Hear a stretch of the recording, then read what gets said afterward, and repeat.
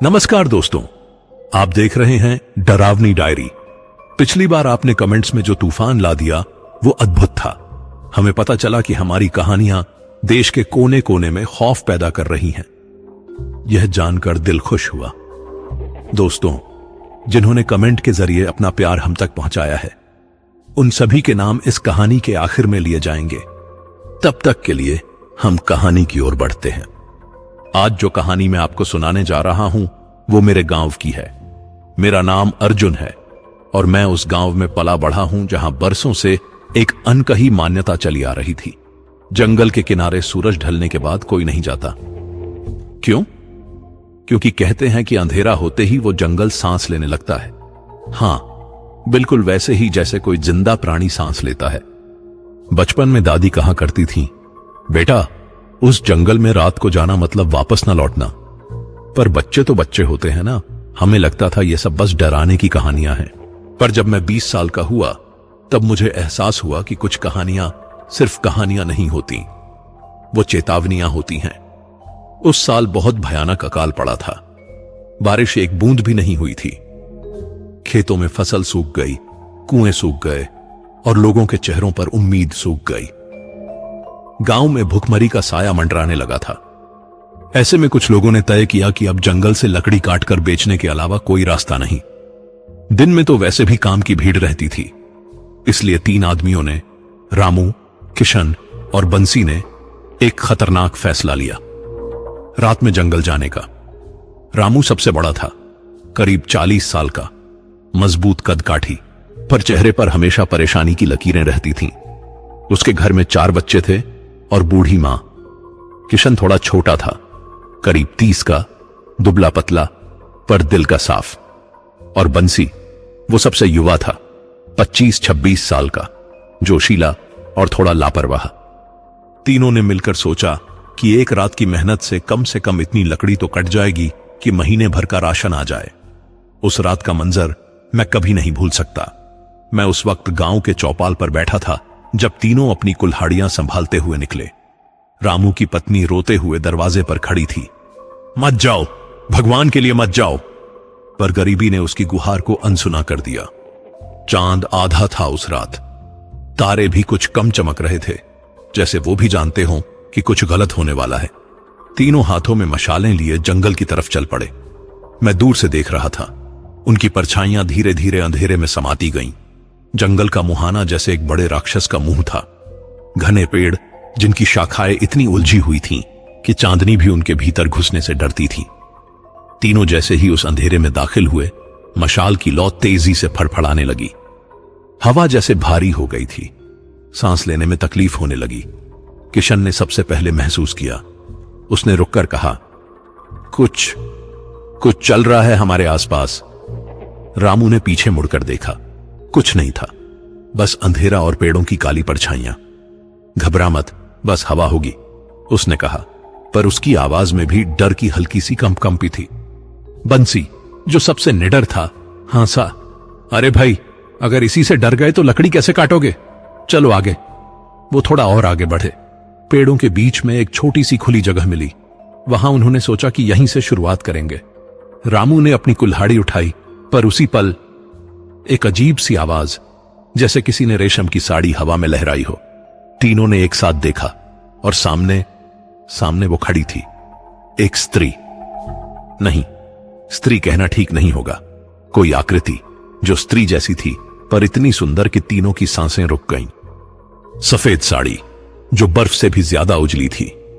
बाल घुटनों तक लंबे, काले और चमकदार। त्वचा एकदम दूधिया, जैसे चांदनी ने मूर्ति बना दी हो। पर आंखें बिल्कुल बुझी हुई थीं, जैसे किसी दिए की लौ बुझा दी हो। तीनों जड़वत खड़े रह गए। मशाल रामू के हाथ से गिर ही जाती अगर उसने संभाल न ली होती। वो स्त्री धीरे धीरे उनकी तरफ बढ़ी। उसके पैर जमीन को छू नहीं रहे थे, वो हवा में तैर रही थी। उसने धीमे से, बहुत मीठी आवाज में कहा, तुम लोग लकड़ी काटने आए हो ना? तीनों ने एक दूसरे की तरफ देखा।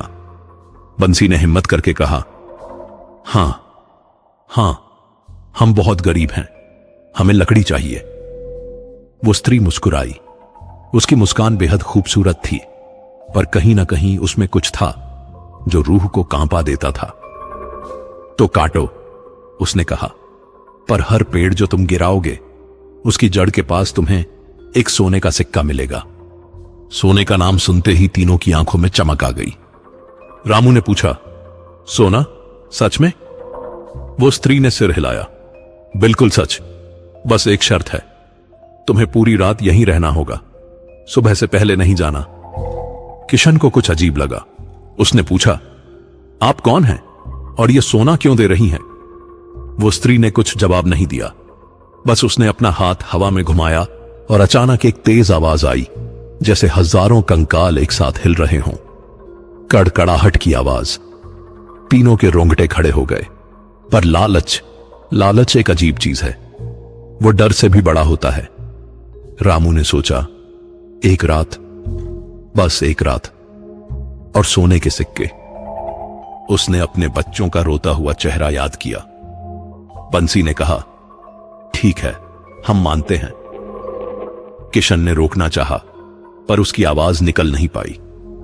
वो स्त्री फिर मुस्कुराई, पीछे हटी और अंधेरे में घुल गई, जैसे वो थी ही नहीं। तीनों कुछ देर खड़े रहे। फिर रामू ने कुल्हाड़ी उठाई, एक पेड़ के पास गया और पहली चोट मारी, और उसी पल हवा में एक अजीब सी सिसकारी गूंजी, जैसे किसी ने दर्द में कराहा हो। उस रात की हर घटना मुझे बाद में रामू की बीवी ने सुनाई थी। वो इकलौता आदमी था जो जिंदा लौटा, और जब उसने ये कहानी सुनाई तो उसकी आंखों में वो दहशत थी जो शब्दों में बयान नहीं हो सकती। रामू ने जैसे ही पहली चोट मारी, पेड़ की छाल से एक अजीब सी आवाज निकली, जैसे कोई जिंदा प्राणी घायल हो गया हो। किशन ने पूछा, ये आवाज, ये क्या थी? रामू ने कंधे उचकाए, पता नहीं, पेड़ पुराना होगा, सूखी लकड़ी ऐसी आवाजें निकालती है। पर बंसी को कुछ और ही दिखा। उसने पेड़ की छाल पर गौर से देखा, और वहां छाल के भीतर से कुछ लाल तरल पदार्थ रिस रहा था, खून जैसा। भाई, ये देखो, बंसी ने चिल्लाकर कहा। रामू और किशन दौड़कर आए। तीनों ने मशाल पास लाई। छाल से सच में कुछ गाढ़ा लाल तरल निकल रहा था। गंध भी अजीब थी, जैसे सड़ा हुआ मांस। किशन की सांसें तेज हो गईं। भाग चलो यहां से, यह जगह सही नहीं है। पर रामू ने उसे रोका।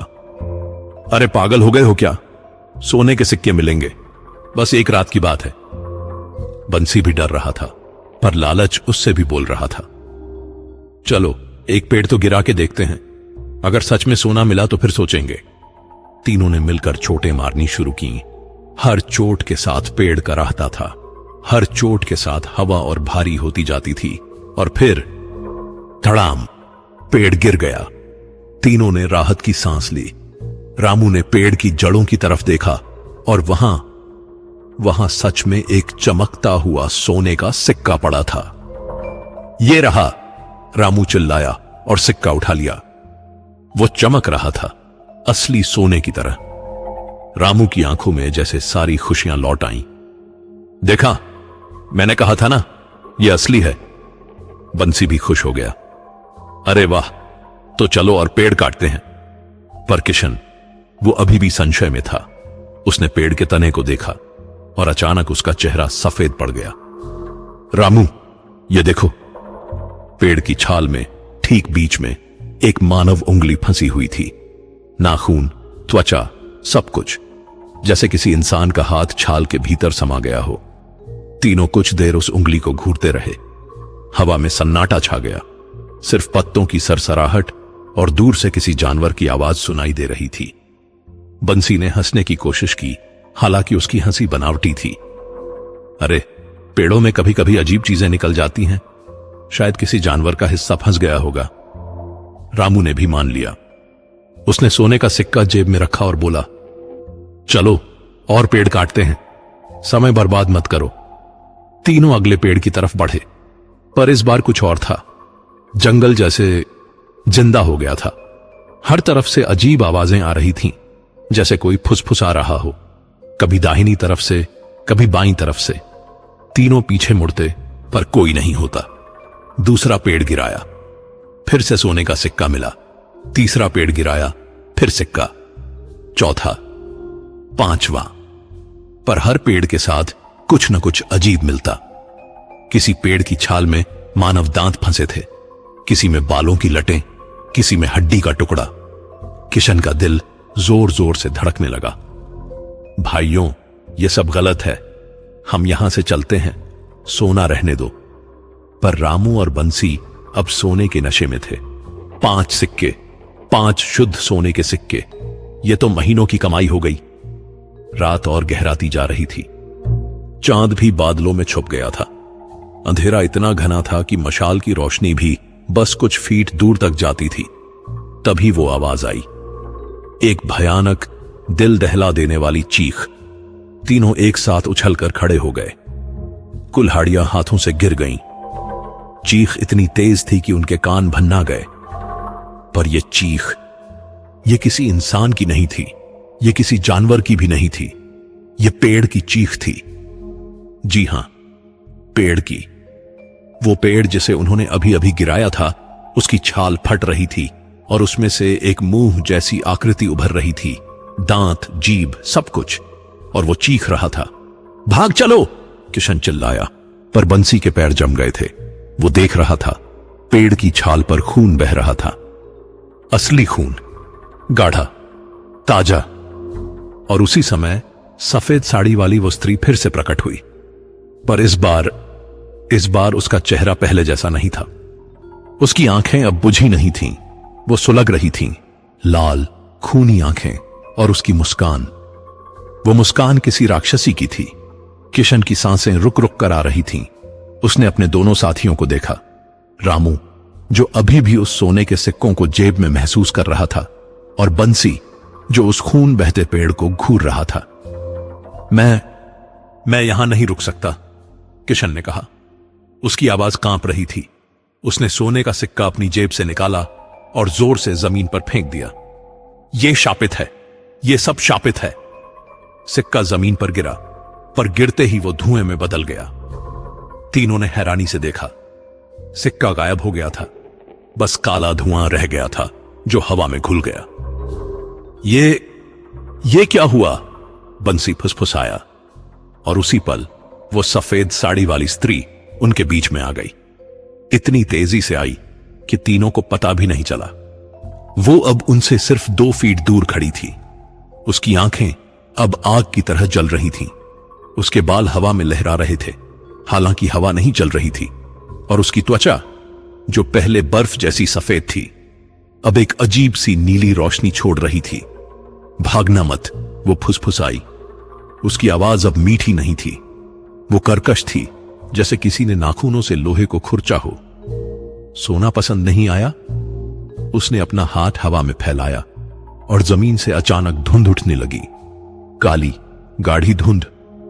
और उस धुंध से और सोने के सिक्के निकलकर तीनों के पैरों पर गिरने लगे। 10 सिक्के, चमकते हुए, सुनहरे। रामू की आंखें फिर चमक उठीं। इतना सारा सोना। वो झुका और एक सिक्का उठाने लगा। नहीं, किशन ने उसका हाथ पकड़ लिया। ये छुओ मत। पर रामू ने उसका हाथ झटक दिया। पागल हो गए हो क्या? इतना सोना और तुम मना कर रहे हो? बंसी भी झुका। उसने एक सिक्का उठाया और उसे ध्यान से देखने लगा। सिक्का भारी था, पर उस पर कुछ लिखा था। बंसी ने मशाल पास लाई और पढ़ने की कोशिश की। वहां एक नाम उकेरा हुआ था, भीम। बंसी ने पढ़ा, इस पर भीम लिखा है। रामू ने अपना सिक्का देखा, उस पर भी एक नाम था, राजू। किशन ने एक सिक्का उठाया, हालांकि उसके हाथ कांप रहे थे। उस पर लिखा था, गणेश। तीनों ने एक दूसरे की तरफ देखा। ये तो उनके गांव के लोगों के नाम थे। भीम वो लकड़हारा था जो 10 साल पहले जंगल में गया था और कभी वापस नहीं लौटा। राजू एक चरवाहा था जो 5 साल पहले गायब हो गया था। गणेश एक शिकारी था जो 3 साल पहले जंगल में शिकार करने गया था और लापता हो गया था। बंसी के माथे पर पसीने की बूंदें आ गईं। उसने चारों तरफ देखा और फिर उसकी नजर एक पेड़ के तने पर पड़ी। उस पेड़ की छाल पर बहुत बारीकी से एक नाम खुदा हुआ था, भीम। बंसी डगमगाते हुए उस पेड़ के पास गया। उसने मशाल नीचे की ओर की और जो उसने देखा वो उसकी जान निकाल देने के लिए काफी था। पेड़ की जड़ों में मिट्टी के भीतर एक कंकाल लिपटा हुआ था, मानव कंकाल। जड़ें उसकी हड्डियों में घुसी हुई थीं, जैसे पेड़ उस शरीर को खा गया हो। बंसी चीख पड़ा, ये जंगल लोगों को खा जाता है। उसकी चीख सुनकर रामू और किशन दौड़े। उन्होंने भी वो कंकाल देखा और फिर उन्होंने चारों तरफ देखा। हर पेड़ के तने पर नाम खुदे हुए थे, दर्जनों नाम, सैकड़ों नाम। हर एक नाम किसी गायब हुए इंसान का था। किशन की आवाज फंस गई, ये सब पेड़ इंसान हैं? वो सफेद साड़ी वाली स्त्री ठहाके लगाने लगी। उसकी हंसी इतनी भयानक थी कि तीनों के कान फटने लगे। समझदार हो तुम, वो बोली। हां, ये सब इंसान हैं या थे। अब ये मेरे बगीचे का हिस्सा हैं। तुम कौन हो? रामू ने कुल्हाड़ी उठाते हुए पूछा। मैं?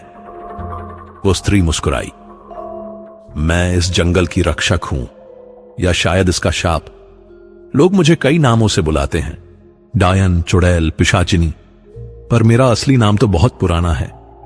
इतना पुराना कि तुम्हारे पुरखे भी नहीं जानते होंगे। तुम हमें क्यों यहां बुलाया? बंसी चिल्लाया। बुलाया? वो हंसी। मैंने तो बस मौका दिया। तुम खुद अपने लालच के कारण यहां आए, और अब तुम मेरे हो। उसने फिर से अपना हाथ घुमाया और अचानक हर तरफ से आवाजें आने लगीं। कराहने की आवाजें, चीखों की आवाजें, रोने की आवाजें। पेड़ों की छालें फटने लगीं और उनके भीतर से चेहरे दिखने लगे। मानव चेहरे, विकृत, सड़े हुए, दर्द में तड़पते हुए। हर पेड़ के अंदर एक इंसान कैद था, जिंदा, सड़ता हुआ, चिल्लाता हुआ। किशन की आंखों से आंसू बहने लगे। भगवान, ये क्या हो रहा है? भगवान? वो स्त्री ठहाके लगाई। भगवान यहां नहीं आता बेवकूफ, ये मेरा राज्य है। जो मैं अब आपको बताने जा रहा हूं वो रामू ने मुझे तब बताया था जब वो पागलपन के आखिरी छोर पर था। उसकी आंखें सूनी हो चुकी थीं, चेहरा काला पड़ गया था और बाल सफेद हो गए थे, बस एक ही रात में। जी हां, एक ही रात ने उसे इतना बदल दिया था कि अपने ही बच्चे उससे डरने लगे थे। उस रात जंगल में जब वो तीनों सोच रहे थे कि भागना है या नहीं, वो स्त्री अचानक हवा में तैरने लगी। उसके पैर जमीन से कोई 10 फीट ऊपर उठ गए और फिर जो हुआ वो किसी बुरे सपने से भी बदतर था। उसका चेहरा पिघलने लगा। जी हां, बिल्कुल वैसे जैसे मोम की गुड़िया को आग के पास रख दो। उसकी नाक, उसके होंठ, उसकी आंखें सब धीरे धीरे नीचे की तरफ बहने लगी और उसके नीचे जो असली चेहरा था वो, रामू ने मुझे बताया था कि उसने अपनी पूरी जिंदगी में इतनी भयानक चीज नहीं देखी थी। वो चेहरा आधा हड्डी का था, आधा सड़े हुए मांस का। एक आंख गायब थी, उसकी जगह बस एक काला गड्ढा था जिसमें कीड़े रेंग रहे थे। दूसरी आंख लाल थी, जैसे खून से भरी हो। उसका जबड़ा टूटा हुआ था, दांत नुकीले और गंदे, और उसके सिर से बाल नहीं बल्कि कांटे निकल रहे थे, असली कांटे जिनसे काले खून की बूंदें टपक रही थीं। तीनों की चीखें निकल गईं। वो पीछे हटने लगे, पर उनके पैर जैसे जम गए थे। डर ने उन्हें बांध दिया था। वो जो कुछ भी थी, डायन, चुड़ैल, पिशाचिनी, वो बोली। उसकी आवाज अब और भी भयानक थी, जैसे 10 आवाजें एक साथ निकल रही हों। मुझे तुम जैसे लालची चाहिए, मेरी खुराक के लिए। खुराक? बंसी की आवाज कांप रही थी। हां, वो हिसाई। मैं इंसानों की आत्माओं पर जिंदा रहती हूं। उनका दर्द, उनका डर, उनकी चीखें, ये सब मेरा भोजन है। और तुम तीनों बहुत स्वादिष्ट लग रहे हो। उसने फिर से अपना हाथ घुमाया और अचानक हर तरफ से हड्डियां ढहकर गिरने लगीं। पेड़ों की छालें पूरी तरह से फट गईं और उनके भीतर से हजारों मानव हड्डियां, खोपड़ियां, पसलियां, हाथ पैर की हड्डियां सब जमीन पर बिखर गईं। हर हड्डी जैसे चिल्ला रही थी। कोई आवाज नहीं थी, पर तीनों को महसूस हो रहा था वो आत्माएं मदद मांग रही थीं, छुटकारा मांग रही थीं। कितने साल हो गए, वो डायन बोली, मैं यहां रह रही हूं, सदिया, और हर साल कुछ बेवकूफ यहां आ जाते हैं, लालच में, डर में, या सिर्फ गलती से, और मैं उन्हें अपना बना लेती हूं। रामू ने हिम्मत जुटाते हुए पूछा, हमें जाने दो प्लीज, हम कुछ नहीं लेंगे, सोना भी छोड़ देते हैं। वो डायन ठहाके लगाई, जाने दो इतनी आसानी से? नहीं मेरे प्यारे, तुमने मेरे पेड़ काटे हैं, मेरे बच्चों को घायल किया है, अब तुम्हें सजा भुगतनी होगी। बच्चे? किशन ने पूछा। हां, वो बोली, ये सारे पेड़, ये सब मेरे बच्चे हैं, इनमें वो सब आत्माएं बंद हैं जो मैंने पकड़ी हैं, और तुमने उन्हें काटा, तुमने उन्हें दर्द दिया। उसने अपनी एक उंगली उठाई और अचानक पेड़ों की जड़ें जमीन से बाहर निकल आईं। मोटी काली जड़ें जिन पर हरे रंग का फंगस लगा हुआ था। वो जड़ें सांप की तरह रेंगने लगीं, तीनों की तरफ। बंसी सबसे पीछे खड़ा था। जड़ों ने सबसे पहले उसे निशाना बनाया। उसने भागने की कोशिश की, पर जड़ें बहुत तेज थीं। एक जड़ ने उसका बायां पैर पकड़ लिया। बचाओ! बंसी चिल्लाया। रामू, किशन, मुझे बचाओ! रामू और किशन दौड़े। उन्होंने अपनी कुल्हाड़ियां उठाईं और उस जड़ पर वार करने लगे, पर जड़ इतनी मजबूत थी कि कुल्हाड़ी के वार से भी नहीं कटी, बल्कि हर वार पर जड़ से खून निकलने लगा, असली गाढ़ा खून, और जड़ें बढ़ती रहीं। एक और जड़ ने बंसी की दूसरी टांग पकड़ ली, फिर एक ने उसकी कमर को लपेट लिया। बंसी पागलों की तरह चीख रहा था, हाथ पैर मार रहा था, पर कुछ फायदा नहीं हुआ। नहीं नहीं, मुझे छोड़ दो! बंसी की आवाज फटी जा रही थी। जड़ें उसे धीरे धीरे खींचने लगीं, जमीन की तरफ, मिट्टी के अंदर। बंसी के हाथ हवा में लहरा रहे थे, मदद के लिए। रामू ने उसका हाथ पकड़ने की कोशिश की, पर जड़ें इतनी ताकतवर थीं कि बंसी धीरे धीरे नीचे की तरफ घसीटा जा रहा था। उसका आधा शरीर जमीन के अंदर जा चुका था। रामू, किशन, भगवान के लिए! बंसी की आवाज अब दब रही थी। जड़ें उसकी छाती को कस रही थीं। सांस लेना मुश्किल हो रहा था। किशन पागल हो गया। वो जड़ों को खोदने लगा, नंगे हाथों से मिट्टी खोदने लगा। उसकी उंगलियों से खून बहने लगा, पर उसे परवाह नहीं थी। पर तब तक बंसी का पूरा शरीर जमीन के अंदर जा चुका था। बस उसका सिर बाहर था। उसकी आंखें फटी हुई थीं, मुंह खुला हुआ था, और उसमें से एक आखिरी दिल दहला देने वाली चीख निकली। फिर वो भी अंदर चला गया। जमीन ऐसे बंद हो गई जैसे कुछ हुआ ही ना हो। बस थोड़ी सी मिट्टी उखड़ी हुई थी, और जमीन से बंसी का खून बाहर रिस रहा था। रामू और किशन वहीं जमीन पर बैठ गए। दोनों की सांसें रुक रुक कर आ रही थीं। उनका दोस्त, उनका भाई, बस इतनी जल्दी खत्म। वो डायन फिर से हंसी। एक हो गया, अब दो बचे हैं। रामू और किशन अब पागलों की तरह भाग रहे थे। कोई दिशा नहीं, कोई रास्ता नहीं, बस भागते जा रहे थे। पेड़ों से टकराते, जड़ों में उलझते, गिरते, फिर उठकर भागते। पर जंगल बदल रहा था। जहां वो एक बार दौड़ते, वहां अचानक नए पेड़ उग जाते। ऊंचे, घने, काले पेड़, जैसे जंगल उन्हें जानबूझकर भटका रहा हो। जहां वो मुड़ते, वहां जमीन दरक कर कंकाल बाहर झांकने लगते। खोपड़ियां, जिनकी आंखों में अभी भी दर्द था। हाथ जो हवा में लहराते थे, मदद मांगते। ये कैसा जंगल है? किशन चीख पड़ा। ये तो नर्क है। रामू के फेफड़े फटने लगे थे। उसकी उम्र ज्यादा थी, वो ज्यादा देर तक नहीं भाग सकता था। वो एक पेड़ के सहारे रुका, हांफने लगा। नहीं रुको, किशन ने उसे खींचा। रुके तो मर गए। पर रामू गिर गया। उसके घुटनों में ताकत नहीं बची थी। मैं नहीं भाग सकता, तुम जाओ। नहीं, किशन ने उसे उठाने की कोशिश की। हम दोनों साथ जाएंगे। तभी वो आवाज फिर आई, वो मीठी जहरीली आवाज। भागो, जितना भाग सकते हो। वो डायन उनकी पीठ के ठीक पीछे खड़ी थी। अब वो हवा में नहीं तैर रही थी, बल्कि जमीन पर चल रही थी।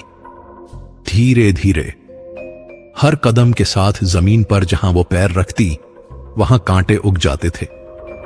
तुम लोग बहुत मजेदार हो, वो बोली। मुझे शिकार करना पसंद है। भागते हुए शिकार का स्वाद और भी अच्छा होता है। किशन ने रामू को घसीटते हुए उठाया। दोनों फिर से भागने लगे, पर अब उन्हें समझ आ गया था, इस जंगल से बाहर निकलना नामुमकिन था। यह जंगल जिंदा था और यह उन्हें कभी नहीं जाने देगा। तभी किशन को कुछ दिखा। दूर, बहुत दूर, पेड़ों के बीच में एक हल्की सी रोशनी, मध्यम पीली रोशनी, शायद चांद की, शायद सुबह की। वहां, किशन चिल्लाया, वहां रोशनी है, चलो। दोनों उस रोशनी की तरफ दौड़े। उम्मीद की एक किरण जाग उठी। शायद ये बाहर निकलने का रास्ता हो। पर जैसे जैसे वो पास पहुंचे, उन्हें समझ आया, ये रोशनी चांद की नहीं थी। ये उन्हीं पेड़ों से निकल रही थी। पेड़ों की छालों में कैद आत्माएं चमक रही थीं, सड़ते हुए शरीर जो फास्फोरस की तरह चमक रहे थे। नहीं, किशन की आवाज टूट गई और तभी एक पेड़ की शाखा अचानक झुकी और किशन का हाथ पकड़ लिया। नहीं, शाखा नहीं, यह एक हाथ था, मानव हाथ जो पेड़ से निकला था। किशन चीखा, अपना हाथ छुड़ाने की कोशिश की, पर और हाथ निकल आए। दर्जनों हाथ, हर पेड़ से, सड़े हुए हड्डियों वाले हाथ, सब किशन को पकड़ने की कोशिश कर रहे थे। रामू ने उसे बचाने की कोशिश की, पर तभी उसे भी किसी चीज ने पकड़ लिया। उसने नीचे देखा, जड़ें, फिर से वही जड़ें। नहीं, फिर से नहीं, रामू चिल्लाया, पर जड़ें उसे घसीटने लगी। रामू ने पेड़ का तना पकड़ लिया, पूरी ताकत से चिपका रहा, पर जड़ें इतनी मजबूत थीं। किशन अब पूरी तरह से हाथों में जकड़ा हुआ था। वो हाथ उसे एक पेड़ की तरफ खींच रहे थे और फिर पेड़ की छाल खुलने लगी, जैसे किसी ने पेड़ पर एक दरवाजा खोल दिया हो। उस दरवाजे के अंदर अंधेरा था, गहरा भयानक अंधेरा, और उसमें से एक गंध आ रही थी, सड़ते हुए मांस की, खून की, मौत की। नहीं, मुझे अंदर मत ले जाओ, किशन की आवाज गूंजी, पर हाथों ने उसे अंदर धकेल दिया। किशन की चीखें पेड़ के भीतर से आती रहीं। 2 मिनट, 5 मिनट, 10 मिनट, और फिर धीरे धीरे कम होती गईं, और फिर सन्नाटा। पेड़ की छाल वापस बंद हो गई, बस उसकी सतह पर एक नाम उभर आया, किशन। रामू ने यह सब देखा और कुछ टूट गया उसके भीतर। उसका दोस्त, उसका भाई अब एक पेड़ बन चुका था। जड़ों ने उसे भी खींचना शुरू कर दिया था। रामू अब हार चुका था, उसने छोड़ दिया। ले जाओ मुझे, वो फुसफुसाया। मार डालो, खत्म कर दो। वो डायन उसके सामने आई। उसका भयानक चेहरा अब और भी करीब था। रामू को उसकी सड़ी हुई सांस की बदबू आ रही थी। मारूंगी, वो बोली। नहीं मेरे प्यारे, मौत तो बहुत आसान है। मैं तुम्हें कुछ और दूंगी, अनंत पीड़ा। तुम यहां रहोगे, इस पेड़ में कैद, हमेशा के लिए, जिंदा पर मरे हुए, महसूस करते हुए हर दर्द, हर पल, सदियों तक। रामू की आंखों से आंसू बहने लगे, पर तभी अचानक दूर से एक आवाज आई, एक मुर्गे की आवाज, बांग। सुबह हो रही थी। डायन का चेहरा अचानक बदल गया, गुस्से में, डर में। नहीं, वो चिल्लाई। जड़ों ने अपनी पकड़ ढीली कर दी। रामू जमीन पर गिर गया। डायन पीछे हटने लगी, धुएं में घुलने लगी। तुम बच गए, वो हिसहिसाई। पर अगली रात तुम मेरे होगे। जहां भी जाओगे मैं तुम्हें ढूंढ लूंगी। और फिर वो गायब हो गई, पूरी तरह से। रामू वहीं पड़ा रहा, सांसें लेता हुआ। सूरज की पहली किरण पेड़ों के बीच से झांकी और जंगल फिर से सामान्य दिखने लगा। पक्षियों की आवाजें आने लगी, हवा हल्की हो गई। रामू किसी तरह उठा और भागा, बस भागता रहा जब तक जंगल की सीमा नहीं आ गई। और फिर वो गांव की तरफ दौड़ा। पर वो जानता था, वो डायन सच कह रही थी, वो उसे फिर से ढूंढेगी। रामू गांव पहुंचा तो सुबह हो चुकी थी। उसकी हालत देखकर सब दौड़े। उसके कपड़े फटे हुए थे, पूरा शरीर खरोंचों से भरा था और उसकी आंखें जैसे किसी और दुनिया को देख रही थीं। रामू, क्या हुआ? उसकी पत्नी रोते हुए दौड़ी। किशन और बंसी कहां हैं? पर रामू बोल नहीं पाया। वो बस रोता रहा, घंटों रोता रहा। गांव के लोगों ने तय किया कि वो जंगल में जाकर किशन और बंसी को ढूंढेंगे। 15-20 आदमी हथियारों के साथ निकल पड़े। मैं भी उनके साथ था। मैं उस वक्त 20 साल का था और मुझे लगा कि शायद वो दोनों कहीं घायल पड़े होंगे। हम जंगल में गए। दिन का उजाला था तो डर कम था, पर जैसे जैसे हम अंदर गए एक अजीब सी चुप्पी महसूस होने लगी। कोई पक्षी नहीं, कोई जानवर नहीं, बस पेड़ और सन्नाटा। फिर हमें वो जगह मिली जहां रामू, किशन और बंसी रात में गए थे। जमीन पर कुल्हाड़ियां पड़ी थीं, मशाल की राख बिखरी हुई थी और 3 ढेर थे, 3 ढेर हड्डियों के। मैं आज भी वो मंजर नहीं भूल सकता। ये हड्डियां ताजा थीं, खून से सनी हुई। खोपड़ियां, पसलियां, हाथ पैर की हड्डियां सब अलग अलग बिखरी हुई थीं, जैसे किसी ने जानबूझकर इन्हें तोड़ा हो। और पेड़ों की शाखाओं से 3 मानव खोपड़ियां झूल रही थीं। रस्सियों से बंधी हुई नहीं, बल्कि शाखाएं खोपड़ियों में घुसी हुई थीं, जैसे पेड़ खुद उन्हें पकड़े हुए हों। एक बुजुर्ग आदमी, रामप्रसाद काका, उन खोपड़ियों के पास गए। उन्होंने एक खोपड़ी को ध्यान से देखा और चीख पड़े, ये तो बंसी है। मैं इसके दांत पहचानता हूं। उसका एक दांत सोने का था। सब लोग घबरा गए। एक रात में, बस एक रात में 3 लोग इतनी बुरी तरह मर गए। पर रामू तो जिंदा लौटा, किसी ने कहा। तो फिर यह तीसरी खोपड़ी किसकी है? तभी मुझे एक पेड़ पर कुछ दिखा। मैं उसके पास गया। पेड़ की छाल पर ताजा खुदे हुए अक्षर थे। मैंने पढ़ा, अगली रात, अगला शिकार। मेरी रीढ़ में सर्दी दौड़ गई। मैंने नीचे देखा। पेड़ की जड़ें हिल रही थीं, बहुत हल्का सा, पर हिल रही थीं। और उन जड़ों में फंसी एक उंगली अभी भी हिल रही थी, ताजा खून से सनी हुई। भागो! मैंने चिल्लाकर कहा, यहां से भागो! सब लोग दौड़ने लगे और तभी पेड़ों से एक भयानक आवाज आई। एक औरत की हंसी। ठहाके, गूंजते हुए ठहाके। हम सब जान बचाकर भागे और उस दिन के बाद गांव के किसी ने भी उस जंगल में कदम नहीं रखा। रामू, वो 3 दिन बाद मर गया। उसके शरीर पर कोई घाव नहीं था, कोई बीमारी नहीं थी, पर वो रोज रात को चीखता था। कहता था कि वो डायन उसे बुला रही है, जंगल उसे बुला रहा है। और तीसरी रात उसकी आंखों से खून के आंसू बहे और वो चल बसा।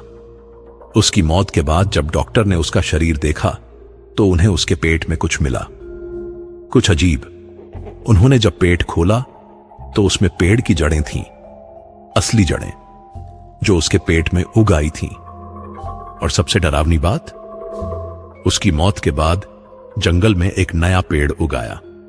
उसकी छाल पर लिखा था, रामू, समाप्त।